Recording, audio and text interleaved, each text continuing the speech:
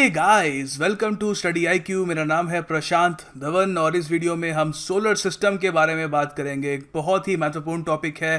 किसी भी एग्जाम की आप प्रिपरेशन कर रहे हो, whether it is UPSC, ISSC, CGL या कोई भी, सोलर सिस्टम से क्वेश्चन आ सकता है।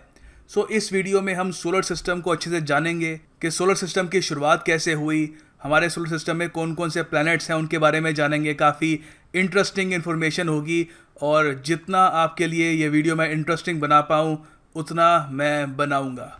दोस्तों, स्टडी आईक्यू के पेन ड्राइव और tablet courses various comparative examinations के लिए अवेलेबल हैं, जैसे कि एसएससी एग्ज़ाम्स, बैंक के एग्ज़ाम्स और यूपीएससी एग्ज़ाम्स भी।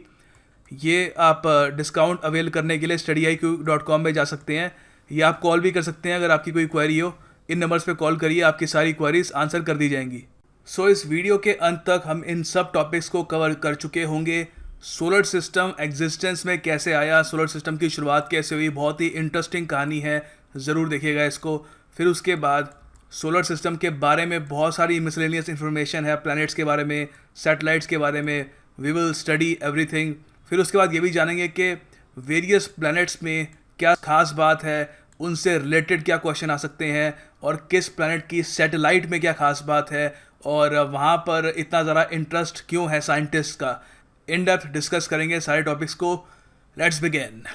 तो ये है हमारा सोलर सिस्टम, ये धरती है ऑफ कोर्स।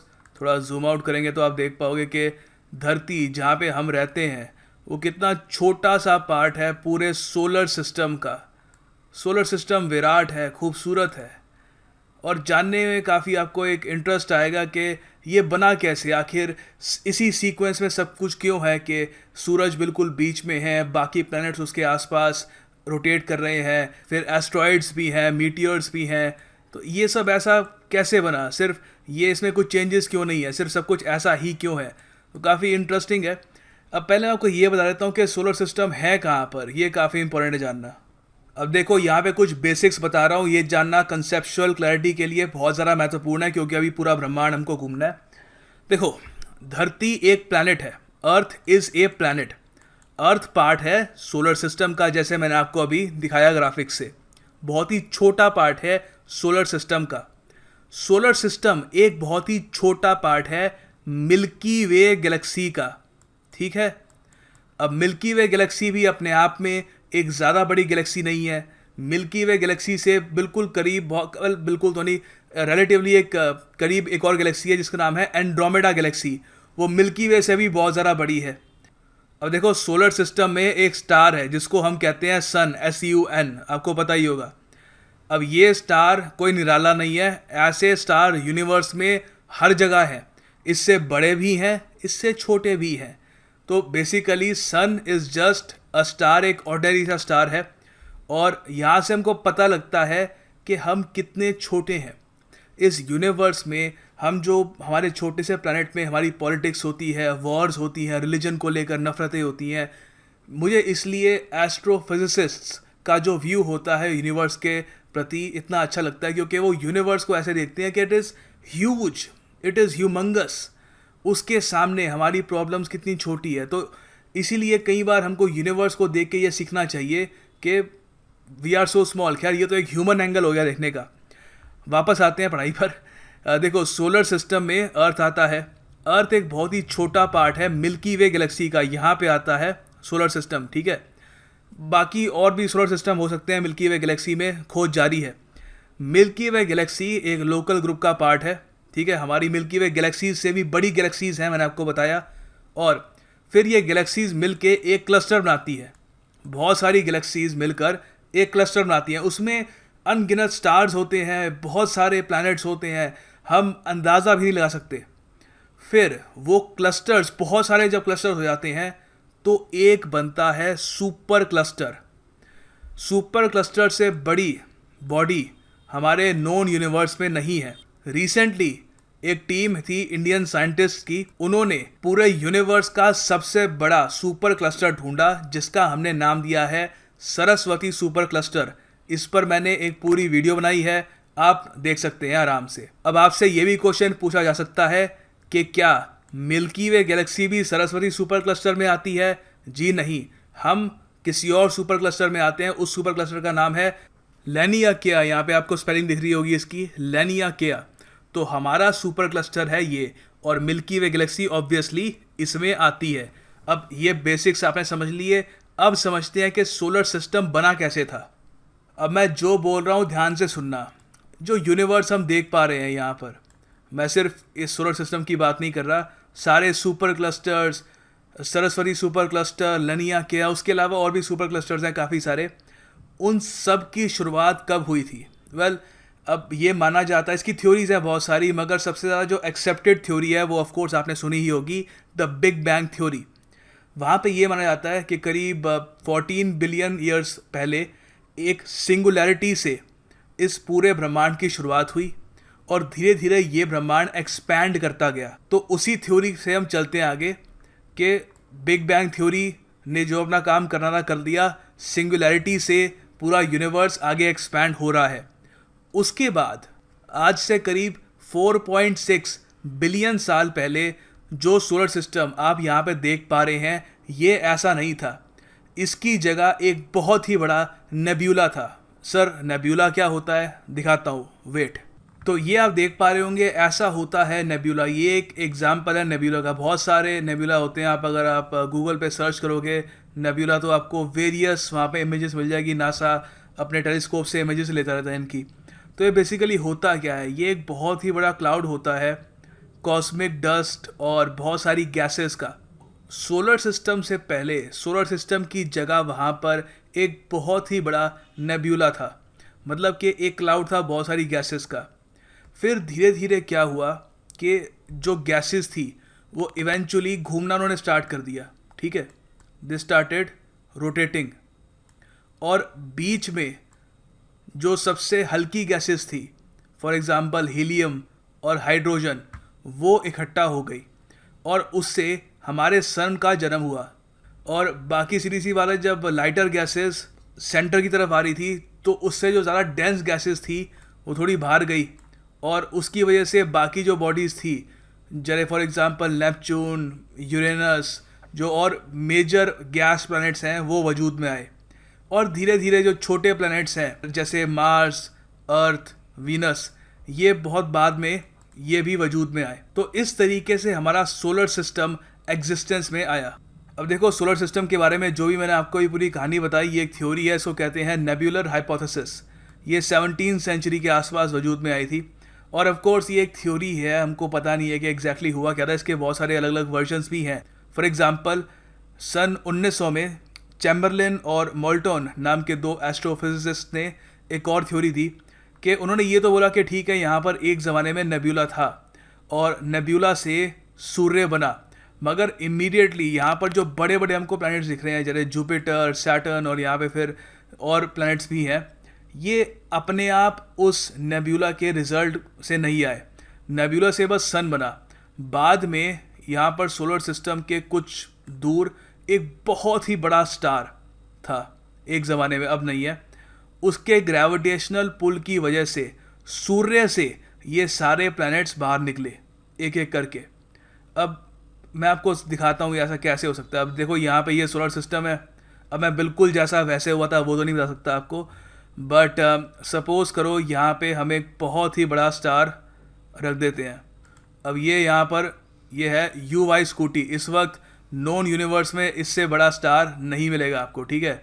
अब मान लीजिए यहाँ पर ये स्टार रख दिया जाता है, तो इमीडिएटली सारा सोलर सिस्टम जो है इसकी तरफ आकर्षित होना शुरू हो जाएगा। तो यहाँ पे आप देख सकते हैं सूर्य इमीडिएटली अपनी पोजीशन छोड़कर इस बड़े स्टार की तरफ जाना शुरू कर देगा। मार्स, वीनस, अर्थ, खैर वो जो हीट इतनी प्रोड्यूस करेगा, लाइफ तो जो अर्थ में थी इमीडिएटली विद इन सेकेंड्स गायब हो जाएगी, मगर जो यहाँ पे अवशेष बचेंगे वो भी धीरे धीरे इस महास्टार की तरफ आना शुरू हो जाएंगे। तो जो 1900 में जो थ्योरी आई थी चैम्बरलिन और मोल्टन की, वो ये कहती है कि ये स्टार काफ़ी दूर था ऐसा, और उसके गुरुत्वाकर्षण की वजह से सूर्य अपनी जगह से नहीं हिला उस वक्त, सूर्य से और ज़रा प्लैनेट्स धीरे धीरे करके बाहर आए। ऐसी एक थ्योरी सर जेम्स ने भी दी थी 1919 में, कि बेसिकली जब नेब्यूला की वजह से सूर्य का जन्म हुआ, उसके बाद सूर्य के आसपास बहुत सारी गैसेस थी, बहुत सारा डस्ट था, तो उस डस्ट को क्लियर करने के लिए भी ऐसा ही एक बहुत ही बड़ा विशालकाय स्टार था, जिसकी वजह से जो सारा डस्ट क्लियर हुआ और सोलर सिस्टम जो आज वजूद में है वो आया। तो यहाँ पे आप देख सकते हैं कि कितने सारे फैक्टर्स लगे होंगे तो जाके एक परफेक्ट सोलर सिस्टम बना।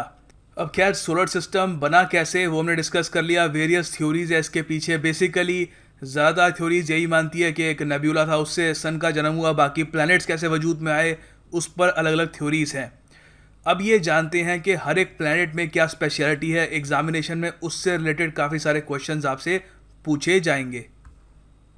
अब सोलर सिस्टम के हर एक प्लैनेट के बारे में डिस्कशन करते हैं कि सबसे छोटा कौन सा है, सबसे तेज़ रेवोल्यूशन किसके होते हैं, और मोर इम्पोर्टेंटली सैटेलाइट्स, मून्स, सबसे ज़्यादा मून्स किस प्लैनेट के पास हैं, किसके पास सबसे कम है ऑफ कोर्स। तो सबसे पहले बात करते हैं मरकरी की। मरकरी सबसे छोटा प्लैनेट है और इनर मोस्ट प्लैनेट है पूरे सोलर सिस्टम का।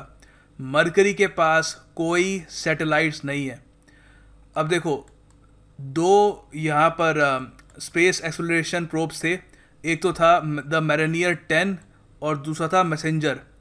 इन दोनों मिशंस ने काफ़ी हद तक मरकरी का ऑब्जर्वेशन किया और मरकरी से जो भी डेटा नासा को चाहिए था वो नासा को प्रोवाइड किया। दोनों मैसेंजर और ये मैरिनियर 10 नासा के थे। जो रेवोल्यूशन पीरियड होता है मरकरी का, मतलब कि सन के आसपास घूमने का जो एक पीरियड होता है वो होता है 88 डेज़ का। फिर बात करते हैं वीनस की। वीनस ब्राइटेस्ट ऑब्जेक्ट है after the sun in the sky, ठीक है, और द मून ऑफ कोर्स।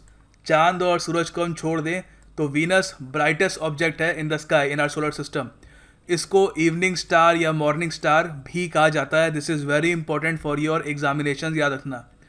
दूसरी बात, ये रोटेट उल्टी तरफ करता है। दो प्लैनेट्स हैं जिनकी rotation from east to west है। ज़्यादातर जो प्लैनेट्स हैं सिवाय यूरेनस और वीनस के, वो वेस्ट टू ईस्ट रोटेट करते हैं। ये रोटेट करता है फ्रॉम ईस्ट टू वेस्ट, जो काफ़ी अजीब है। वीनस सबसे गर्म प्लैनेट भी है सोलर सिस्टम का। क्यों है बताऊंगा, क्योंकि काफ़ी बार ये भी क्वेश्चन आता है कि सोलर सिस्टम में सबसे करीब तो मरकरी है, तो मरकरी को हॉटेस्ट प्लैनेट होना चाहिए, वीनस क्यों है, तो अभी बात करेंगे इसके बारे में। वीनस के पास कोई सैटेलाइट नहीं है। This is very very important. Venus पे वेरियस वैसे प्रोब्स भेजे जा चुके हैं, अनमैन्ड ऑफ कोर्स, क्योंकि वीनस हॉटेस्ट प्लैनेट है पूरे सोलर सिस्टम का, तो यहाँ पे कोई प्रोब ज़्यादा देर तक टिकता भी नहीं है। सोवियत संघ, सोवियत यूनियन को बहुत इंटरेस्ट था वीनस में फॉर सम ऑड रीज़न। उन्होंने बहुत सारे रोवर्स भेजे थे यहाँ पर, तो एक कुछ जो प्रोब्स थे सोवियट्स के, वो वीनस का जो सरफेस है वहाँ पे लैंड भी कर पाए। मगर जैसे ही उन प्रोब्स ने लैंड वहाँ पर किया, वहाँ पे इतनी गर्मी थी, वहाँ पे एनवायरनमेंट इतना हॉस्टाइल होता है वीनस में कि वो बहुत ही जल्दी टूट फूट गए। ज़्यादा टाइम तक कोई इन्फॉर्मेशन अर्थ तक वापस भेज नहीं पाए। तो इसकी वजह से वीनस आज भी कुछ हद तक एक मिस्ट्री है। बट साइंटिस्ट को ज़्यादा इस पर इंटरेस्ट नहीं है क्योंकि लाइफ होने के यहाँ पे चांसेस निल हैं। अब देखो, वीनस सोलर सिस्टम का सबसे हॉटेस्ट प्लैनेट क्यों है? क्योंकि मरकरी सबसे पास है, तब भी वीनस सबसे हॉट क्यों है, ये क्वेश्चन बन सकता है। वो इसलिए क्योंकि वीनस में एक थिक लेयर है क्लाउड्स की, जो कार्बन डाइऑक्साइड और कुछ और गैसेस से बनी है, जिससे जो हीट आती है सन की उसको वो ट्रैप कर लेता है। वो हीट कहीं जा नहीं पाती और वो हीट वापस प्लैनेट पे आ जाती है, तो planet becomes even more hot. अब बात करते हैं मार्स के बारे में, काफ़ी इंपॉर्टेंट है ये। मार्स को रेड प्लैनेट कहा जाता है, ऑब्वियस सी बात है। रेड क्यों कहा जाता है, रेड दिखता क्यों है दूर से? क्योंकि आयरन ऑक्साइड जो है वहाँ पर, जो डस्ट है उसका, उससे एक रेडिश सा कास्ट मिलता है पूरे प्लैनेट को, तो दूर से हमको रेड दिखता है वो, ठीक है। और इसका नाम रखा गया था रोमन गॉड ऑफ वॉर के नाम से। और इसका जो ऑर्बिट होता है अराउंड द सन, वो 687 अर्थ डेज में कंप्लीट होता है। दिस इज़ क्वाइट इंपॉर्टेंट, याद रखना। और मार्स अर्थ से साइज में छोटा है, ये भी याद रखना, पूछ सकते हैं। उसके अलावा सोलर सिस्टम में जो सबसे ऊंचा माउंटेन है वो माउंट एवरेस्ट नहीं है, वो निक्स ओलंपिया है, याद रखना। ये हाईएस्ट माउंटेन है सोलर सिस्टम में, कम से कम नॉन सोलर सिस्टम में कहूँगा मैं, कल को इससे बड़ा भी मिल सकता है, हु नोज। मार्स के पास 2 मून्स हैं, अर्थ के पास सिर्फ एक है जिसको हम मून ही बुलाते हैं। एक ही सैटेलाइट है जिसको हम मून बुलाते हैं। यहाँ पर मार्स के पास 2 है, एक तो है फोबोस और दूसरा है डेमोस, याद रखना। This is very very important. अब देखो, ये एक प्लैनेट तो नहीं है, मगर मार्स और जुपिटर के बीच में आती है एक एस्ट्रॉयड बेल्ट। अभी आपको अलग से ग्राफिक से दिखा दूंगा। तो ये याद रखना है आपको, मार्स और जुपिटर जो पूरे सोलर सिस्टम का सबसे बड़ा प्लैनेट है, उसके बीच में एक एस्ट्रॉयड बेल्ट आती है, ठीक है। एस्ट्रॉयड बहुत छोटे छोटे एक ऑब्जेक्ट्स होते हैं जो फ्लोट करते हैं स्पेस पे, और थाउजेंड्स हैं ये। और ये बेसिकली जो प्लैनेट्स, जो चीज़ें नहीं बन पाई, बेसिकली इनको प्लैनेट्स बनना चाहिए था, but due to the gravitational pull of some other planet ये कभी प्लैनेट बन नहीं पाए, तो बस फ्लोट कर रहे हैं हम स्पेस में, ठीक है। जुपिटर के मून्स को काफ़ी डिस्कस करेंगे हम अभी। देखो, जुपिटर पूरे सोलर सिस्टम का सबसे बड़ा प्लैनेट है पहली बात तो, और यहाँ के जो 4 मून्स हैं वो काफ़ी फेमस है। The most massive of the moons are the 4 Galilean moons, क्योंकि गैलीलियो गैलीली ने इनको डिस्कवर किया था बहुत समय पहले, तो इसलिए 1610 में डिस्कवर किया था गैलीलियो गैलीली ने। तो हम इसको कहते हैं, इन 4 मून्स को कहते हैं जुपिटर के गैलीलियन मून्स। तो ये भी कभी आपसे एग्जाम में पूछ सकते हैं कौन कौन से मून्स हैं। एक तो है लो, फिर है यूरोपा, ये बहुत ज़्यादा न्यूज़ में अभी बताऊंगा क्यों, फिर है गैनीमेडी या जैसे भी इसको प्रोनाउंस करते हैं, फिर है कैलिस्टो। ये गैनीमेडी के बारे में मैं आपको बता दूं, ये सोलर सिस्टम का सबसे बड़ा मून है, ठीक है, काफ़ी इंपॉर्टेंट है। Ganymede, it is the biggest moon in the entire solar system, और Jupiter is the biggest planet in the entire solar system. फिर आता है सैटर्न, सेकेंड लार्जेस्ट प्लैनेट है हमारे सोलर सिस्टम का। सैटर्न की जो रिंग्स है वो गैलीलियो ने डिस्कवर करी थी, दिस इज क्वाइट इंपॉर्टेंट।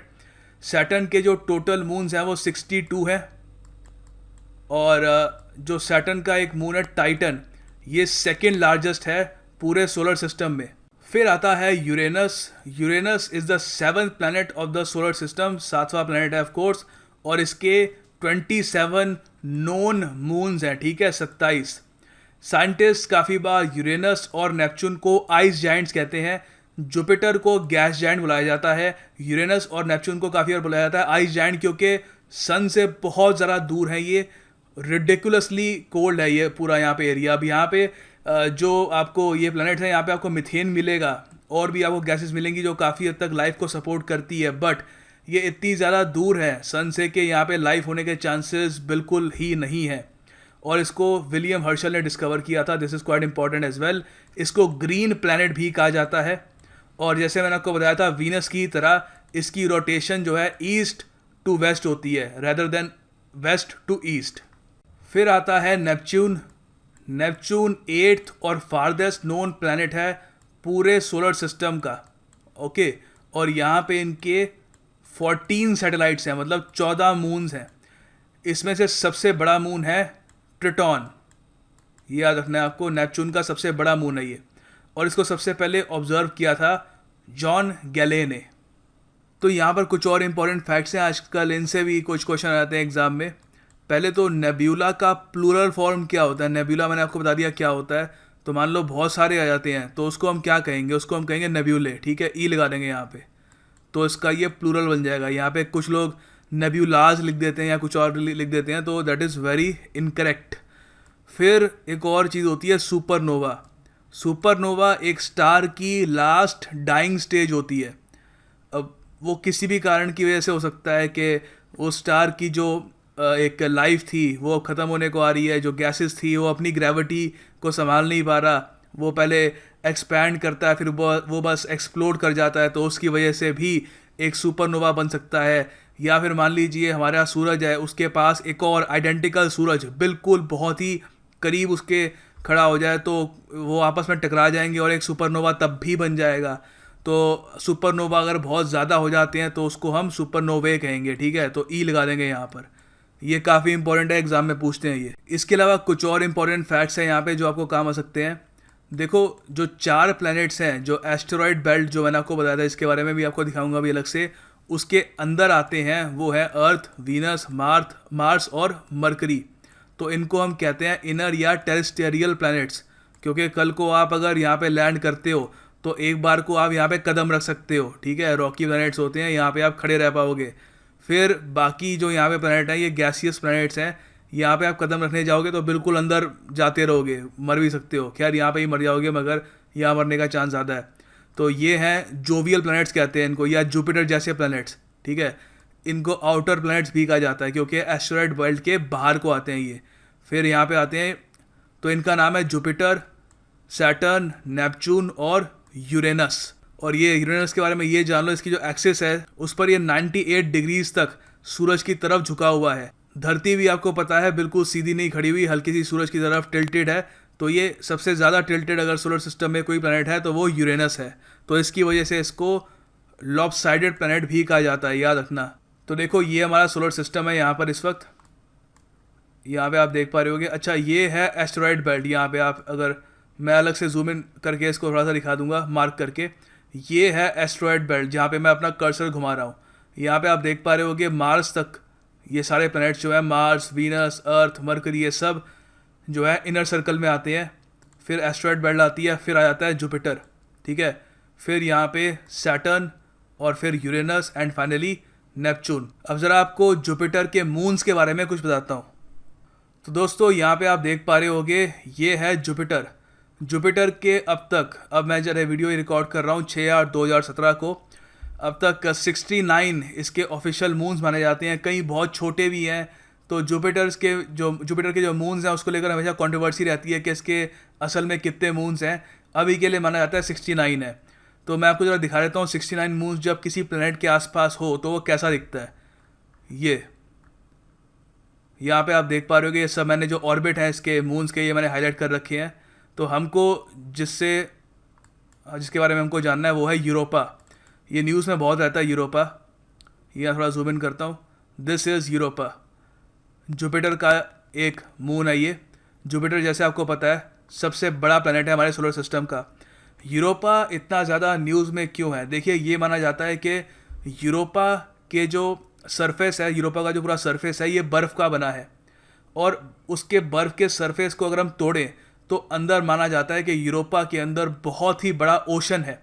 जैसा धरती पर ओशन है वैसा ही यूरोपा में है। तो साइंटिस्ट काफ़ी बार ये मानते हैं कि ज़िंदगी का अगर सबूत चाहिए तो पानी को खोजो। जहाँ पे पानी मिल गया ज़िंदगी हो सकता है वहाँ पर किसी ना किसी फॉर्म में ज़रूर होगी। तो साइंटिस्ट ये मानते हैं कि यूरोपा में लाइफ हो सकती है। और उसके लिए यहाँ पर इन द फ्यूचर नासा कुछ मिशन भी भेजेगा। देखना इंटरेस्टिंग होगा कि यहाँ पे लाइफ मिलती है नहीं मिलती। खैर अभी तक ये तो पता लग गया है कि सोलर सिस्टम में बहुत ही लंबे समय तक माना जा रहा था कि सिर्फ धरती में पानी है। अब साइंटिस्ट ये मानने लग गए हैं कि धरती में पानी है मगर सिर्फ सरफेस से दिख जाता है, बाकी प्लैनेट्स में भी या बाकी सैटेलाइट्स में भी पानी हो सकता है, बस वो कवर्ड है आइस से। और ये है हमारी वीडियो का अंत। उम्मीद करता हूँ आपको वीडियो पसंद आई हो। अगर आई है तो वीडियो को लाइक ज़रूर करिएगा, शेयर करिए फेसबुक, व्हाट्सएप, जहाँ पर भी आप कर सकें। And good luck with your studies, work hard and you will succeed. God bless you all.